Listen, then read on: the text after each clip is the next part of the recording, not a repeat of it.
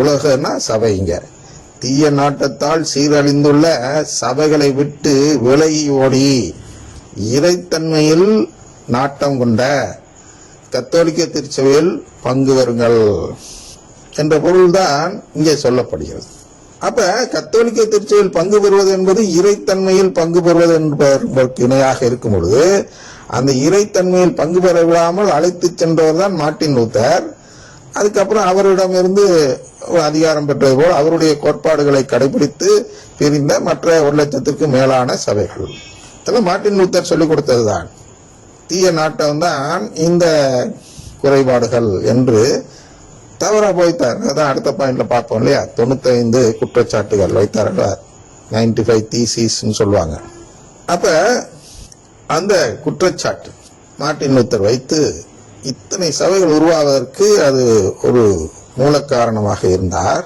அப்படின்னா தீய நாட்டத்தை நோக்கி இறை மக்களை, அதாவது இறைத்தன்மையில் பங்கு பெற வேண்டும் என்று ஆசைப்பட்டு இருந்த மக்களை பிரித்து அழைத்து சென்றார்.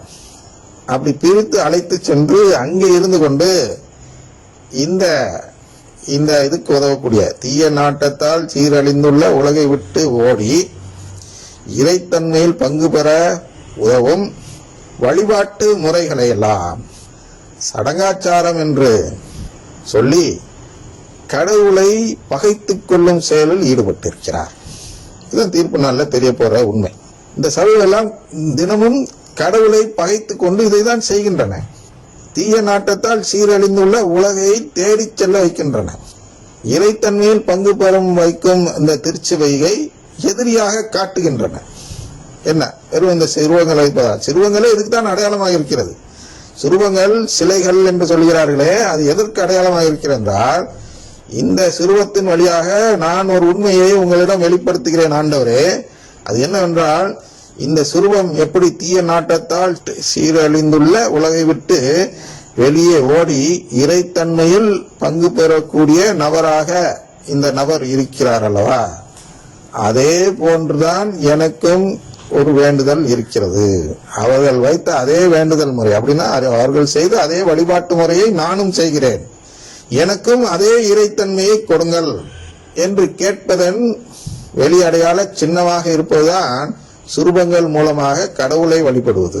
நாம் சுரூபங்களை வழிபடவில்லை, சுரூபங்களை என்னுடைய வேண்டுதலின், அதாவது கேளுங்கள் கொடுக்கப்படும், நான் எதை கேட்கிறேன் என்பதை வெளிப்படுத்துவதற்கான ஒரு அடையாளமாக வைத்து அதன் மூலமாக கடவுளிடம் வேண்டும் பொழுது அதை ஏற்கனவே பார்த்தோம். அது எப்படி ஃபில்டர் போல செயல்படுகிறது என்று பார்த்தோம் அல்லவா. அதாவது பிரிக்கிறது, தகாத வார்த்தைகளை பிரித்து விட்டு கடவுளுக்கு ஏற்புடைய வார்த்தைகளை மட்டும் வைத்து கடவுளிடம் வேண்டும் செயலாக மாற்ற, என்னுடைய வேண்டுதல் அதாவது வழிபாட்டு முறையை மாற்ற இந்த சுருவங்கள் பயன்படுகின்றன என்பதை சென்ற பகுதியிலும் பார்த்தோம்.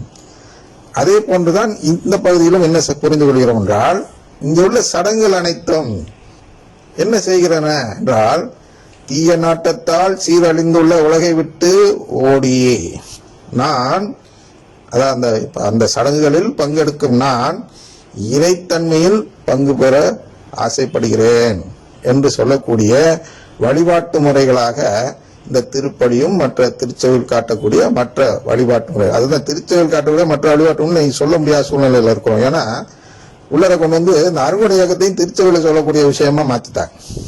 அது திருச்செவி சொல்லல, இன்று வரை சொல்லல. ஏன்னா அடுத்த திருச்சங்கத்துல வரலாம், வர விடமாட்டார் கடவுள் என்பதுதான் இன்ஃபாலிபிலிட்டின்னு சொல்கிறோம். சாத்தான் உள்ள நுழைய முடியாது நாம் நம்புகிறோம். ஆனால் பாத்திமா மாதா சொல்றாங்க சாத்தான் வந்து நுழைஞ்சிருவான் அப்படிங்கிறாங்க. அது என்னைக்கு நமக்கு தெரியாதுங்கிறது அவங்களுடைய இது. அவன் ஏற்கனவே நுழைஞ்சிட்டான், திருச்செவி இன்னும் அங்கீகரிக்கல, இடம் கொடுக்குது, செஞ்சுக்குங்கப்பா செஞ்சுக்கப்பான்னு. அதை கொண்டு வந்து ஒரு மிஷல் இருக்குல்ல, ரோமன் மிஷல் மாதிரி அதை இப்படி செய்யணும்னு அதுக்கான வழிபாட்டு முறைகளை சட்டமாக இயற்றி உருவாக்கவில்லை இன்னும். அதுவரை நமக்கு என்ன புரிதல் இருக்க வேண்டும் என்றால், அதையெல்லாம் திருச்செவியின் வழிபாடாக நாம் பார்க்க கூடாது. அருங்குடை இயக்க வழிபாட்டு முறையெல்லாம் திருச்செவியின் வழிபாட்டு முறை அல்ல, அது மனிதர்கள் தங்களுக்காக தாமாக உருவாக்கி கொண்டது. பார்த்தோம் அல்லவா, அது அந்த இடத்த வாசிச்சாதான் உங்களுக்கு நல்லா புரியும். தங்கள் முயற்சியாலே அவருக்கு, அதாவது கடவுளுக்கு ஏற்புள்ளாக முயன்றார்கள்.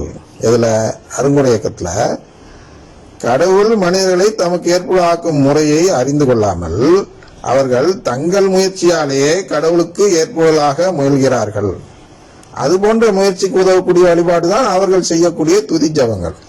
ஆனால் அந்த துதி ஜபம்லாம் என்னன்னா, அந்த புது வாழ்வு ஜபம் அப்படிலாம் சொல்றாங்க இல்லையா, வெவ்வேறு பேர் வச்சாலும் எல்லாம் ஒண்ணுதான். அதெல்லாம் என்னன்னா, ஆகவே அவர்கள் கடவுளின் செயல்முறைக்கு தங்களை உட்படுத்தவில்லை என்பதற்கான வெளியடையாளமாக அந்த ஜபங்கள், துதி ஜபங்கள் இருக்கின்றன, அருமுறை இயக்க ஜபங்கள்.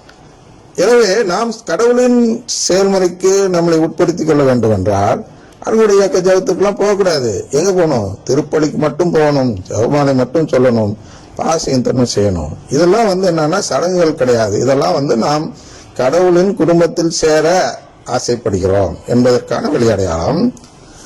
அதை இப்பொழுது பேதுரு வேற விதமாக சொல்லும்போது எப்படி சொல்கிறார் என்றால், இறைத்தன்மையில் பங்கு பெறுவதற்கு நாம் ஆசைப்படுவதற்கான வெளியடையாளம் பேதுரு வார்த்தை.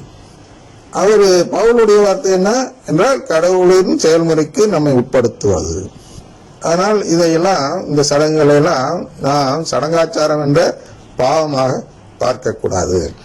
எனவே நம்மை நோக்கி சபையை சேர்ந்தவர்கள் ஏதேனும் அச்சுறுத்தினால் இதையெல்லாம் சொல்லி சடங்காச்சாரம் செய்றீங்கன்னா சொன்னா நீங்கள் புரிந்து கொள்ள வேண்டும், அவர்கள் செய்வதுதான் சடங்காச்சாரம். அப்படின்னா எதெல்லாம் கடவுளின் செயல்முறைக்கு தன்னை உட்படுத்திக் கொள்ளாத வழிபாடாக இருக்கிறதோ அதுதான் சடங்காச்சாரம், அதுதான் அவர்கள் செய்கிறார்கள். நாம் செய்வது என்னவென்றால் திருப்பலி. அந்த திருப்பலி என்ன செய்கிறார்? கடவுள் மனிதர்களை தமக்கு ஏற்புஆக்கும் முறைதான் அந்த திருப்பலி. அந்த திருப்பலி காண்பதன் மூலம் நாம் கடவுளுக்கு ஏற்புடையவர்களாக மாறுகிறோம். எனவே சடங்காச்சாரம் இல்லை என்பதை புரிந்து கொள்ளுங்கள். அடுத்த பகுதியாக அடுத்த பாயிண்ட் என்னவென்றால், இந்த 95 குற்றச்சாட்டு மார்ட்டின் லூத்தர் வைத்தார் அல்லவா, அதை பார்ப்போம்.